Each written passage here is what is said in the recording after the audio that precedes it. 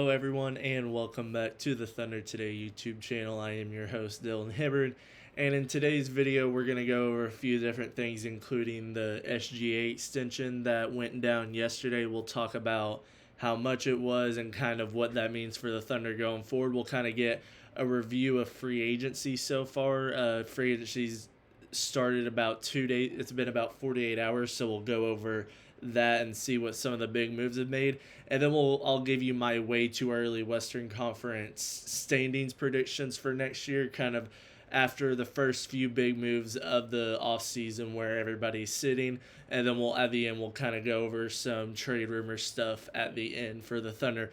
But first off, it came out yesterday morning that Shai Gilgeous-Alexander signed a 4-year, $285 million contract extension. This will make him the highest paid player annually. Not even really close by much. I believe in the final year of the extension in 2031, he will be making over $70 million just that year, and it's coming out to almost just under $1 million per game that he will play that year will be given to him. So it's crazy how we're moving into that era where people are pretty much getting paid nearly $1 million a game, where 30 years ago, not the best players were making $10 million over however many years. So it's kind of crazy. I think Shai deserves it, and it's a very smart decision on the Thunder's part because, like we said in yesterday's video, if he waited to sign it next offseason when J-Dub and Chet are up for their contracts, it would have been even more expensive. We saved pretty much just over $100 million because he would have been making near $500 million if he would have waited next year. So I think this is him kind of taking that smaller pay cut where the Thunder are able to extend J-Dub and Chet, and there's already been talks and rumors about them talking to those two and trying to get something extended now where they continue to do it early on and save the money compared to waiting when it's up, and they've gotten better at the end of next year and they're worth even more, and it just causes more problems. So I think Shai did take this pay cut just a little bit, and it proves that he wants to be on the Thunder, and I think that kind of proves that he's the greatest Thunder ever. I mean, nobody has ever extended and been like, I'll take a pay cut to stay in Oklahoma City, and Shai just did. And I think it proves not only to him but the rest of the team that he just wants to be here, and it's not about get the most amount of money you can. It's about staying loyal and continuing to work at your craft and help the team that you've been around and giving you a chance and you've won a title with. And it kind of makes it where now when you offer Chet and Jada, maybe you can give them both what they want and it not have to be a problem, because whenever you thought about it before the Shai extension, my thought was if there was going to be the guy like in... Sorry about that, my lights are flickering. But what I was getting to is, out of the three of the J-Dub, Chet, and Shai, if any one of them were to be the ones to leave for more money, kind of like what the James Harden situation was, my thought it would always be Chet. I still think I think it's getting smaller and smaller by the day, but I think there still is that very tiny chance that there's a possibility if the Thunder don't want to offer him everything he's wanting, he would be like, well, I'm going to go play for somebody else, get my money, and go off and score however much I want on a team where I know I can be the number one option. Now, the more, like I said, the more and more we move on throughout this free agency and more into the offseason, it's seeming less and less likely, but it's something to keep in mind just in case that happens. Just kind of know that there's a slight chance that one of them still is like, no, I want to go be the runner of my own team and control my own offense.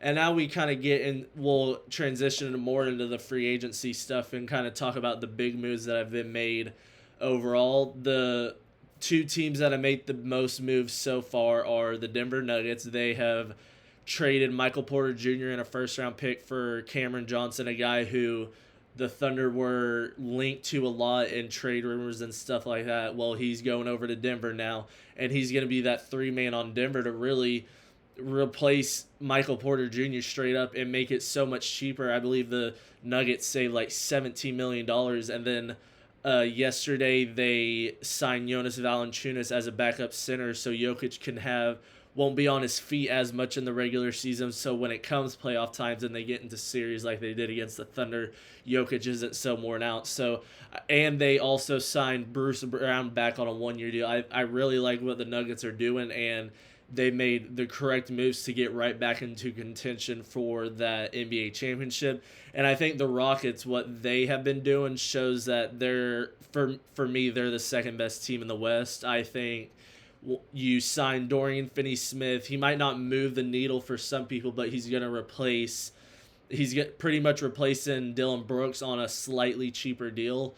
And now that they have signed him, they have many different pieces moving around. They signed Clint Capella to a crazy good deal, so he can be their backup big, and they're just adding pieces. I think without a doubt it goes OKC 1 right now, the Rockets 2, and Denver 3 as those 3 best teams in the West, depending on what, because the Lakers haven't done anything, so I can't really say that they're up there with those 3 unless we go see them get that center and build around Luka and LeBron for this year.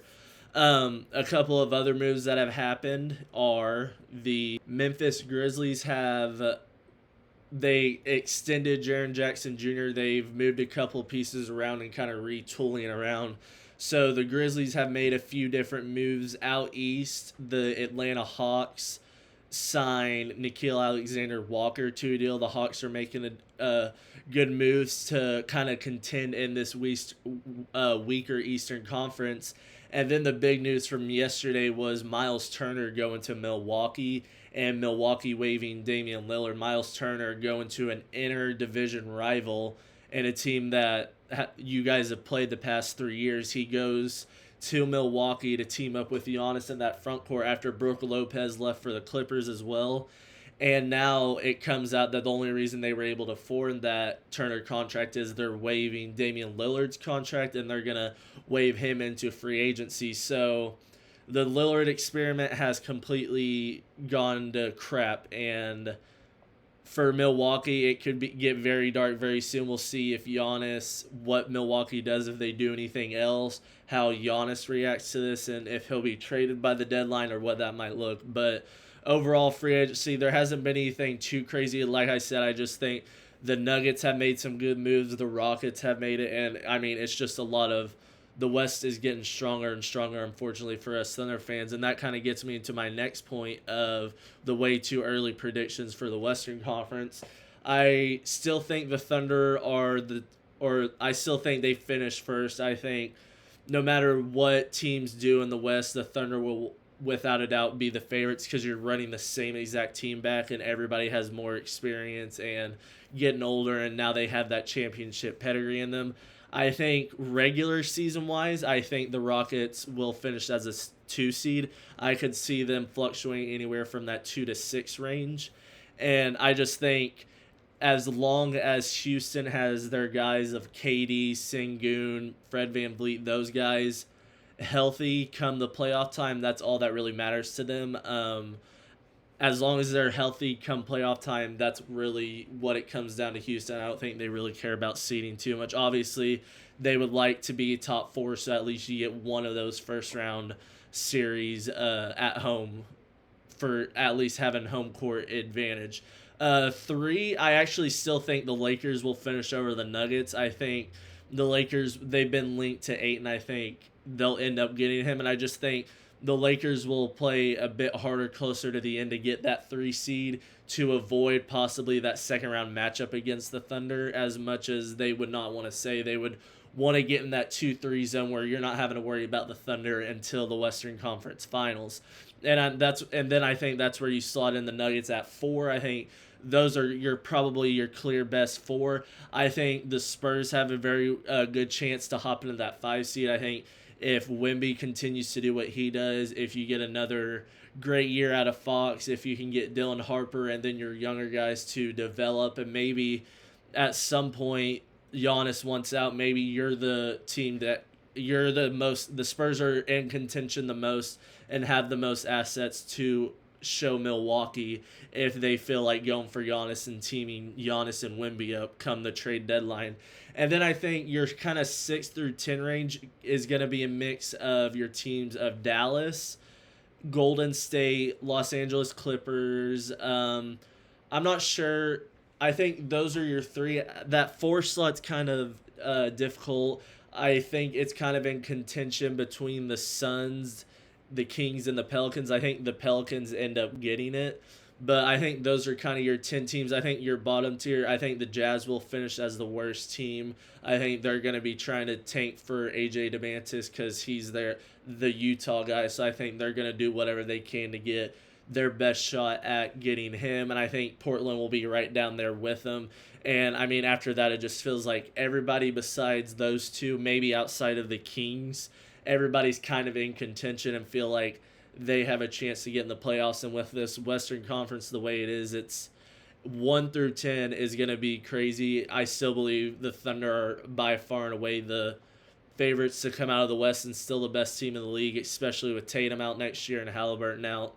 I think the two best teams in the league will be Thunder, Cavs, but you don't know what to expect from the Cavs now after losing the way they did. You have the Knicks. You think the Pistons and Magic will make big moves to move up in the rankings.